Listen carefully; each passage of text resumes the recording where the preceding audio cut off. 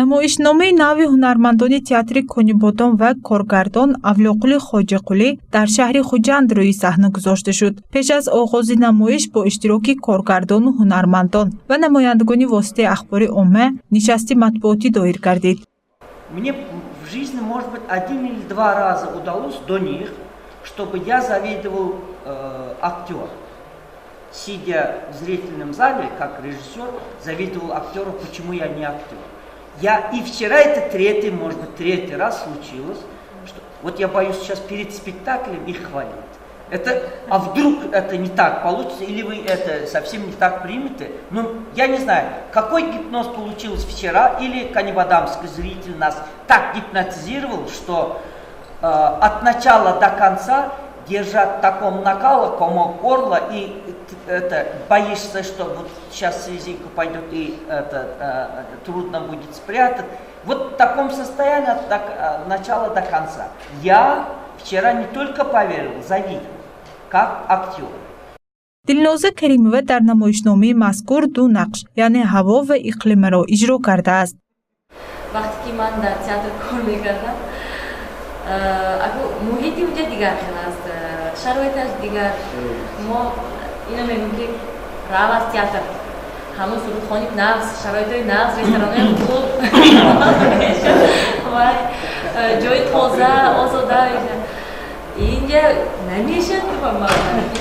ин мина барои ҳамин гапато ман ҳаминҷа мемонам гуфтам. дилноза каримова бори нахуст дар саҳнаи театри касбӣ ҳамчун иҷрокунандаи нақши марказӣ баромад мекунад. дар як саҳна бозидан бо ҳамин партнёрҳо мисли Навиди Музаффар, Фарҳодҷони Ғафорпур, Фаруқҷон Ваитов, ино як партнёрҳое ҳастанд ки маро бисёр дастгирӣ мекунанд дар саҳна ва ман ҳам чихел ки устод гуфтанд ки инҳо профессионал ҳастанд. Как сказали, они профессионалы. Они сейчас многие играют, а потом, когда уже спектакль, они полностью будут играть, потом ты останешься вообще. намоишномаи Қобил дар муддати хеле кӯтоҳ, яъне ҳамагӣ дар давоми 1 моҳ омода шудааст. нахуст намоиши он дирӯз дар театри давлатии драмавии мусиқавӣ ба номи Тӯҳфа Фозилови шаҳри Конибодон манзури бинандагон гардида буд. лоиҳа дар асоси асари яке аз шоирони машҳури балвогарӣ, назми романтикии Англия, Ҷорҷ Байрон, ривояти Библия ва ҳадиси исломӣ оид ба Қобилу Ҳобил таҳия гардидааст. мутобиқати асар аз ҷониби Нафас Шодмон ва Авлоқули Хоҷиқулӣ сурат гирифтааст. онро Саидамин Ҷило ба забони тоҷикӣ тарҷума кардааст.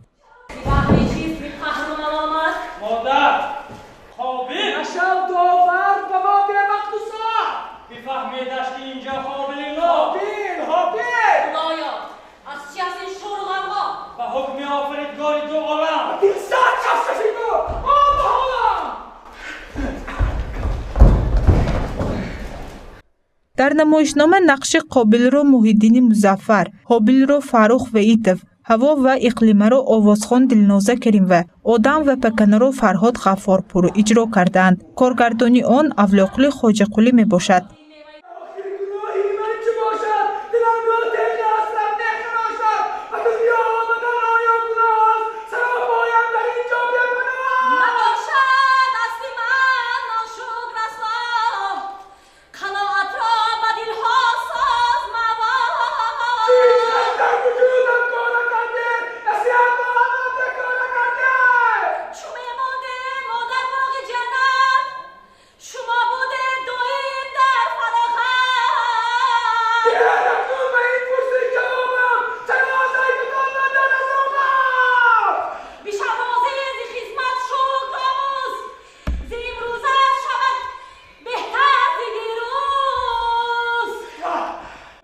ҷоиз ба қайд аст ки лоиҳаи Қобил бо дастгирии дафтари Швейтсарӣ дар Тоҷикистон ва мақомоти иҷрои ҳокимияти давлатии шаҳри Конибодон амалӣ гардидааст. ёдовар мешавем ки ин севумин лоиҳаи ҳамкориест байни ҳунармандони театри шаҳри Конибодому, коргардон Авлоқули Хоҷиқулӣ ва дафтари Швейтсарӣ дар Тоҷикистон.